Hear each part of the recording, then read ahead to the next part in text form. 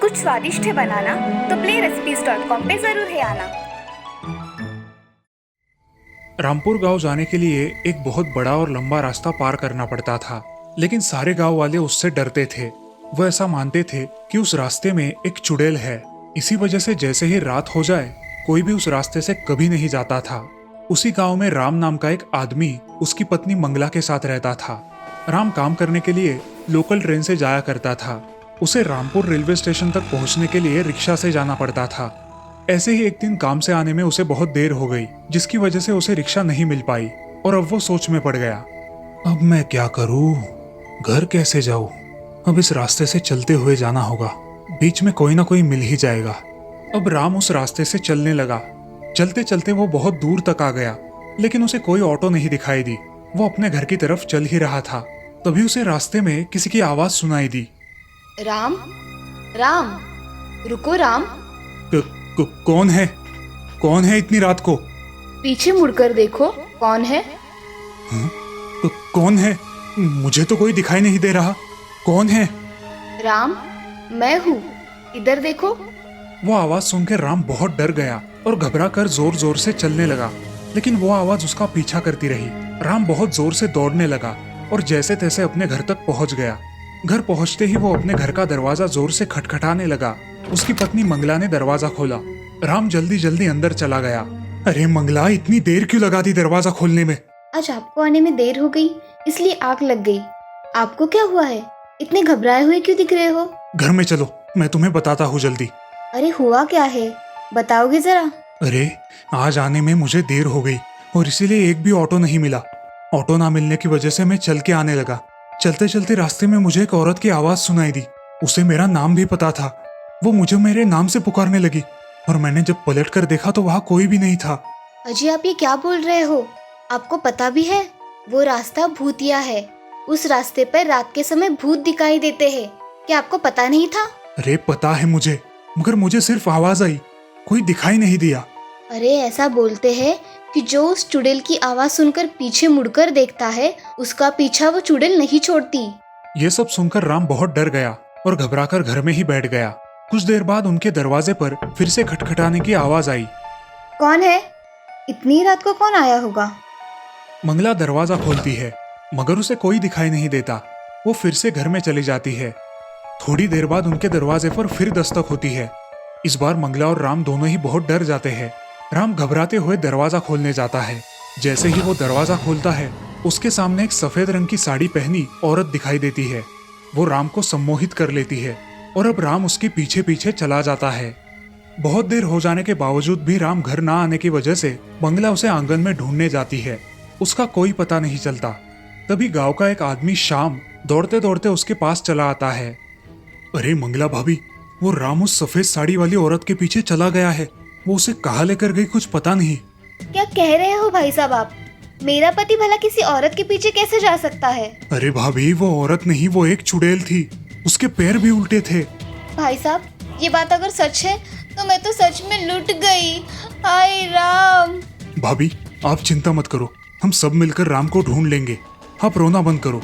अब शाम के साथ साथ कुछ गांव वाले हाथों में मशाल लेकर राम को ढूंढने के लिए उस रास्ते पर चल पड़ते हैं। चलते चलते वो राम को आवाज लगाते हैं, लेकिन राम का कोई पता नहीं चलता। उनमें से कुछ लोग तो डर के मारे वहां से भाग निकलते हैं। ऐसे ही वो लोग रास्ते पर कुछ देर चलते हैं। तभी कहीं से राम की आवाज आती है। अरे बचाओ बचाओ, ये मैं कहाँ फंस गया। अरे भाई राम कहाँ हो? ये राम की आवाज कहाँ से आ रही है भाई? वो देखिए, वहाँ उस पेड़ पर है राम। कहाँ? पेड़ पर? अजी, आप वहाँ क्या कर रहे हो? नीचे आइए ना। अरे इस चुड़ैल ने मुझे यहाँ लटका कर रखा है, मुझे छुड़वाओ। रुको भाई, मैं आता हूँ पेड़ पर। तभी वो चुड़ैल गज्जू के सामने आकर खड़ी हो जाती है और उससे कहती है, किसे छुड़वाने आए हो, उसे या तुम्हें? कौन? भूत? गज्जू और बाकी के सारे गांव वाले डर के वहाँ से भाग जाते हैं। मंगला अकेली ही वहाँ खड़ी रहती है और राम से कहती है, अजी, मैं अब क्या करूँ? मैं आपको यहाँ से लिए बिना नहीं जाऊंगी। भाग जाओ मंगला, ये चुड़ैल तुम्हें भी नहीं छोड़ेगी, भाग जाओ। मैं आपको छोड़कर कहाँ जाऊँ, आप ही बताओ। अरे मंगला, तुम गांव के सिद्धू बाबा के पास चली जाओ, मगर अभी यहाँ से चली जाओ। ये चुड़ैल तुम्हें मार डालेगी, भागो यहाँ से, जी मैं आती हूँ जल्द ही। भागो यहाँ से जल्दी। अब मंगला वहाँ से भाग निकलती है। चुड़ैल राम के पास आती है और उससे कहती है, चिल्लाने से कुछ नहीं होगा, यहाँ पे तुझे छुड़ाने के लिए कोई नहीं आएगा। अब चुपचाप लटका रहे इस पेड़ पर, मैं तुम्हें कल मारकर खा जाऊंगी। चुड़ैल की बात सुनकर राम बहुत डर जाता है और चुपचाप वही लटका रहता है। उधर मंगला गांव में सिद्ध बाबा के पास चली जाती है। प्रणाम बाबा, मैं आपके द्वार आई हूँ, मेरी मदद करो। क्या समस्या है बेटी तुम्हारी? बाबा, मेरे पति को चुड़ैल ने पकड़ लिया है, इसीलिए मैं आपके पास आई हूँ। आप मेरी मदद करेंगे ना बाबा? हाँ बेटी। बाबा ध्यान लगाते हैं और घटी हुई सारी घटना उन्हें पता चल जाती है। वो मंगला से कहते हैं, बेटी उस रास्ते में बहुत दिनों पहले एक औरत को मार डाला गया था, इसीलिए वो औरत अब आते जाते लोगों को पकड़ लेती है, उन्हें 2-3 दिन तक लटका कर रखती है और फिर मार डालती है। मुझे क्या करना होगा बाबा? आप कुछ उपाय बताइए। तुम आज रात को उस पेड़ के पास जाना और ये लो, ये गंगा जल है, ये गंगा जल उस चुड़ैल के ऊपर फेंक देना, इससे वो जलकर भस्म हो जाएगी और वापस कभी नहीं आएगी। क्या ऐसा सच में होगा बाबा? हाँ सच में होगा। पवित्र गंगा जल में विश्वास रखो और अपने पति को छुड़ा कर ले आओ बेटी। मंगला वो गंगा जल लेकर घर चली जाती है और सुबह होने का इंतजार करने लगती है। अरे आज तो दूसरा दिन है, आज तो ये चुड़ैल मेरे पति को मार डालेगी। अब मुझे जल्द ही कुछ करना होगा। हे भगवान, मेरे पति की रक्षा करना। रात होते ही मंगला जल्दी जल्दी उस भूतिया रास्ते से चलने लगती है। उसे अपने पति तक पहुंचने में देर हो जाती है। वो देखती है कि राम को अभी भी वैसे ही लटकाया था, वो चुड़ैल उसे निकालकर खाने ही वाली थी। तभी मंगला चिल्लाई, ए चुड़ैल रुक जा, मेरे पति ने तुम्हारा क्या बिगाड़ा है? छोड़ दे उसे। मैं उसे तो नहीं छोड़ने वाली, मगर अब तुम्हें भी नहीं छोड़ूंगी। अब तू देख मेरा कमाल। मंगला उसे अपनी बातों में उलझाए रखती है, जिससे चुड़ैल को बहुत गुस्सा आता है। वो मंगला को मारने के लिए उसके पास आती है।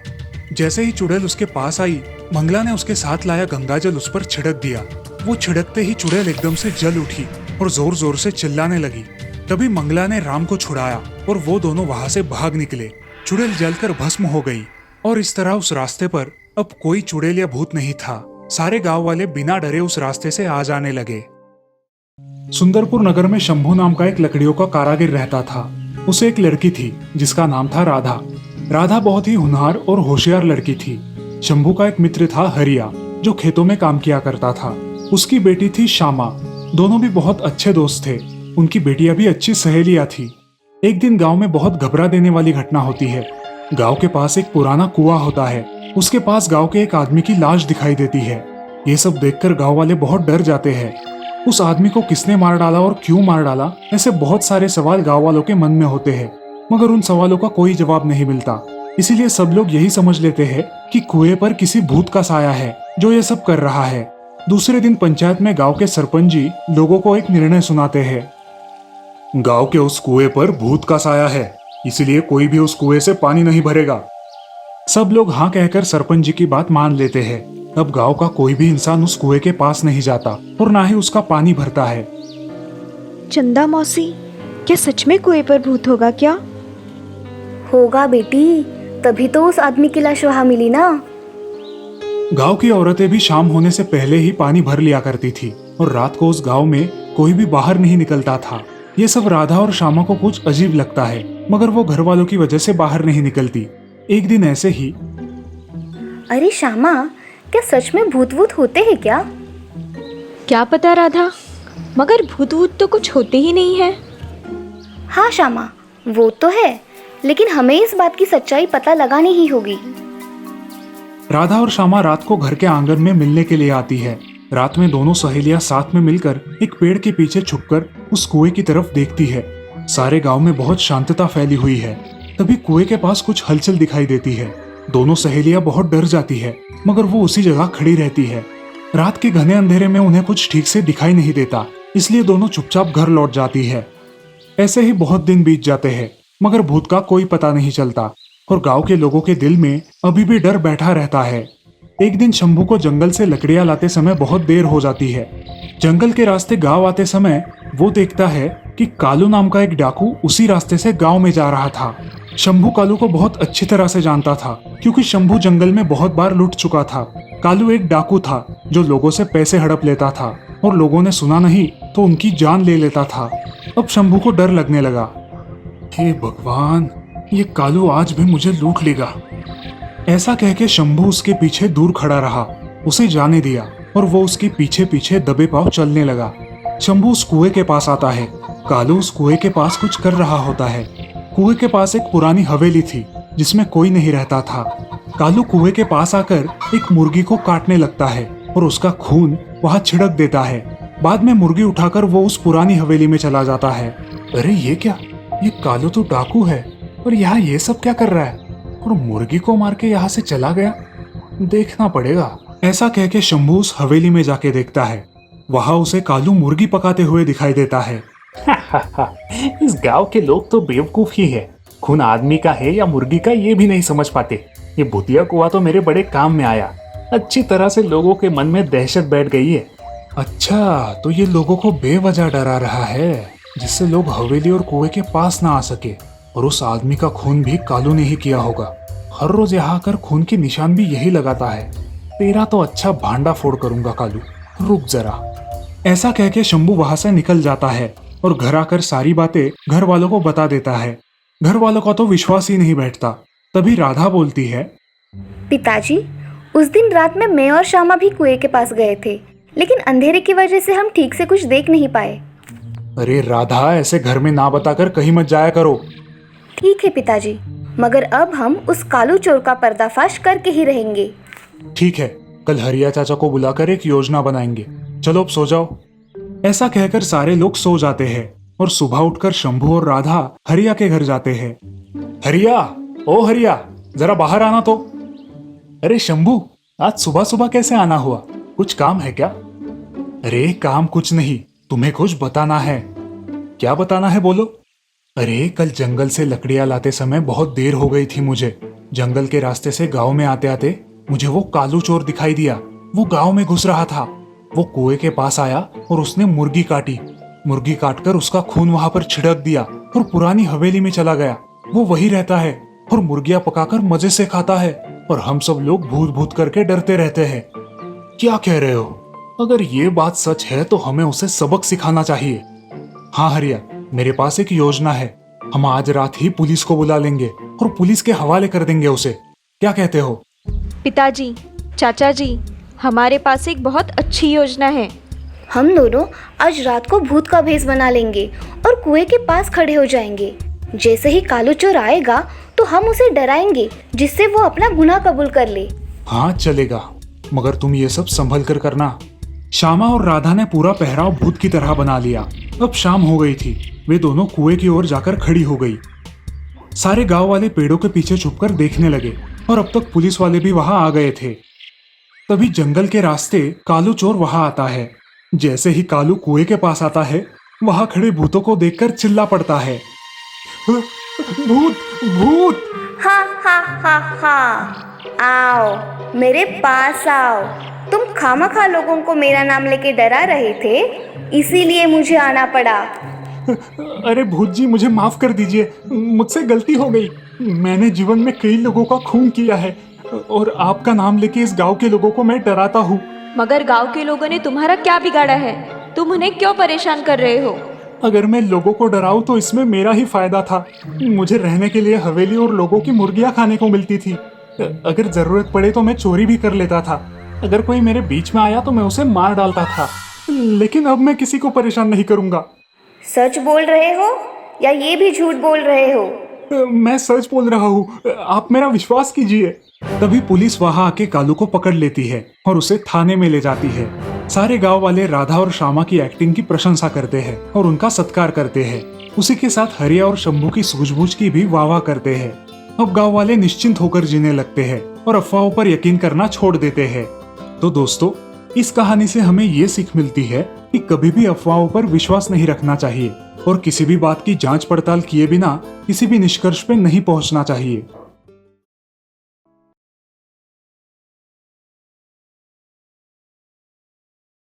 छह महीने पहले कमल शादी करके अपने ससुराल रामपुर आई थी। उसका पति राकेश और ससुर किसी काम से बाहर गांव गए थे। घर में कमल और उसकी सास ही थी। अरे बहू, तुम्हारी पिताजी ने नया टीवी देने का वादा किया था शादी में, कहीं भूल तो नहीं गए? सास की बात सुन के कमल चकित हो जाती है। अच्छा, लेकिन पिछले महीने ही मेरे बाबूजी ने नया फ्रिज भेजा है, फिर अब टीवी?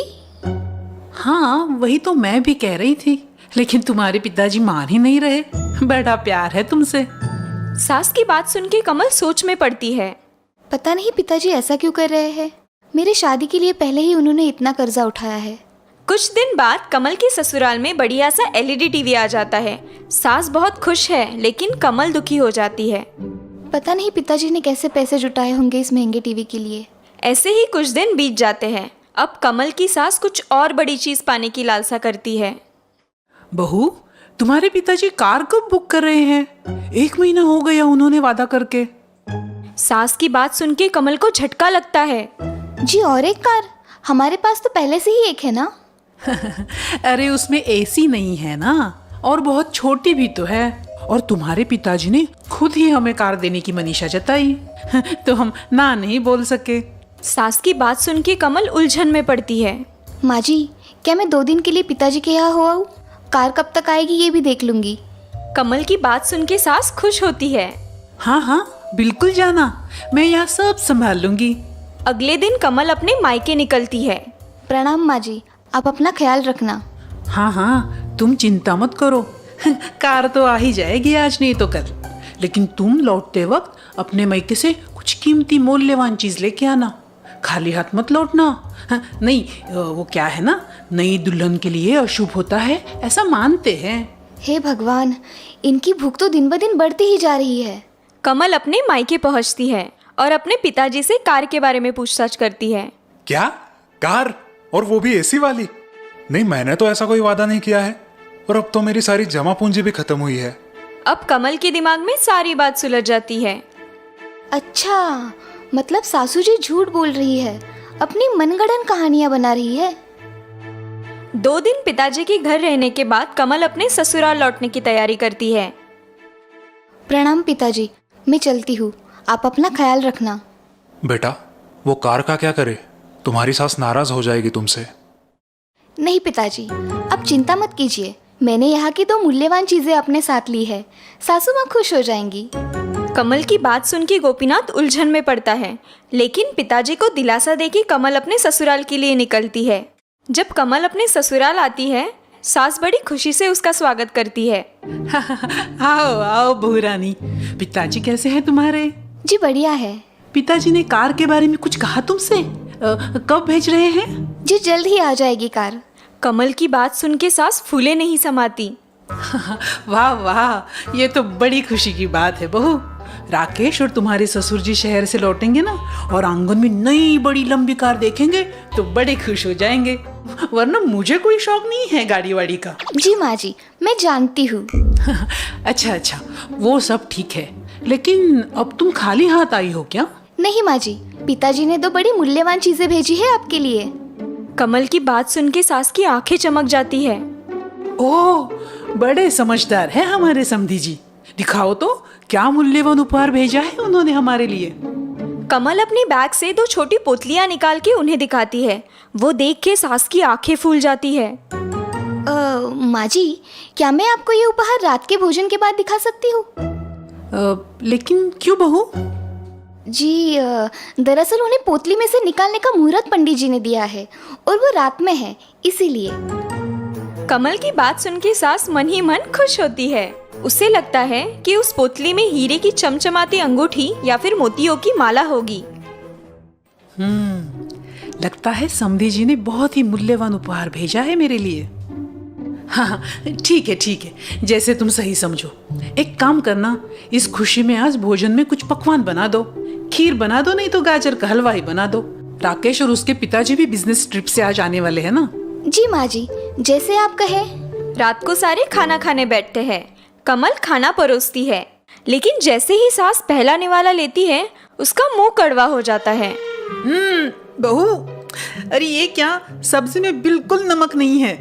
हाँ बेटा, और खीर में भी बिल्कुल स्वाद नहीं है, शायद तुम चीनी डालना भूल गई हो। कमल अंदर जाके मायके से लाई 2 छोटी पोतलियां लेके आती है। ये क्या है बहू, पहले नमक चीनी तो लाओ। जी ये वही है। कमल की बात सुन के सास, ससुर और उसका पति राकेश उलझन में पड़ते हैं। क्या तुम अपने मायके से चीनी और नमक लाई हो? जी। कमल की बात सुन के सास ससुर अचरज में पड़ते हैं। राकेश थोड़ा गुस्सा होता है। मैं तुम्हें बहुत समझदार समझ रहा था, लेकिन ये तुमने बहुत गलत किया है। हाँ बहू, राकेश ठीक कह रहा है। तुम्हारे मायके वाले क्या सोचेंगे हमारे बारे में? कमल हल्का सा मुस्कुराती है। जी मैंने तो सिर्फ माँ जी की इच्छा पूरी की है। कमल का जवाब सुन के ससुर और राकेश अचरज से सास की तरफ देखते हैं। सास जरा सी डर जाती है। माँ, क्या कमल सही कह रही है? नहीं बेटा, मैंने ऐसे नहीं कहा था कि अपने मायके से चीनी और नमक ले आना। माँ जी, लेकिन आप ही ने मुझे कहा था कि अपने मायके से वहाँ की कुछ मूल्यवान चीजें लेके आना, वरना अशुभ माना जाता है। कमल की बात सुन के सास गड़बड़ा जाती है। कुछ भी मत बोलो बहू, कौन सी दुश्मनी निकाल रही हो? माँ जी, मेरी स्वर्गवासी माँ हमेशा कहती थी कि चीनी और नमक हमारी गृहस्थी की बहुत मूल्यवान चीजें हैं। क्यों? ऐसा क्यों कहती थी वो? क्योंकि अगर ये दोनों नहीं रहेंगे तो हमारा भोजन फीका हो जाएगा और उस कारण हम भोजन का पूरी तरह से आस्वाद नहीं ले पाएंगे और बिना रुचि के हमारा जीवन भी नीरस हो जाएगा। हाँ, ये तो लाख पते की बात की है तुम्हारी माँ जी ने। बिना स्वाद जिंदगी मतलब बिना सुगंध के फूल, बिना पानी की नदी और बिना सुर के कोयल। जी पिताजी, बिल्कुल यही कहना था मेरी माँ का भी। बातचीत चल रही थी, तभी कमल के ससुर के दिमाग में कुछ विचार आता है। एक मिनट बहू, इसका मतलब तुम्हारी सास तुम्हें मायके से कुछ ना कुछ कीमती लाने को कहती है? तो क्या ये टीवी और फ्रिज भी इन्हीं की डिमांड थी? कमल अपनी सास को देखती है। सास की गर्दन शर्म से झुक जाती है। नहीं नहीं पिताजी, वो तो मेरे बाबूजी की इच्छा थी। तो फिर इस बार माँ ने मूल्यवान वस्तु की डिमांड क्यों की थी? कमल मुस्कुरा के कहती है, वो शायद माँ जी मेरी परीक्षा ले रही थी कि मैं सचमुच समझदार हूँ या नहीं। ठीक कहा ना माँ जी? हाँ, बहू ठीक कह रही है। कमल की बात सुन के राकेश और ससुर हंस पड़ते हैं। फिर तो तुम अव्वल नंबर से पास हुई हो। क्यों भाग्यवान, ठीक कहा ना मैंने? जी बिल्कुल सही कहा आपने। अब मुझे इस गृहस्थी की कोई चिंता नहीं। मैं 4 धाम यात्रा के लिए बेझिझक जा सकती हूँ। कमल रसोई में साफ सफाई कर रही है, तभी उसकी सास वहाँ आती है। बहू, मुझे माफ कर देना। मेरी लालच की वजह से तुम्हारे पिताजी को बड़ी मुश्किलें उठानी पड़ी होगी। नहीं माँ जी, कोई बात नहीं। आपने अपनी गलती मान ली, ये आपका बड़प्पन है। कमल की बात सुन के सास संतुष्ट होती है और उसे आशीर्वाद देती है। सचमुच मैं कितनी भाग्यवान हूँ जो तुम्हारी जैसी संस्कारी, क्षमाशील और विचारी बहू हमारे घर आई है। जुग जुग जियो बेटा।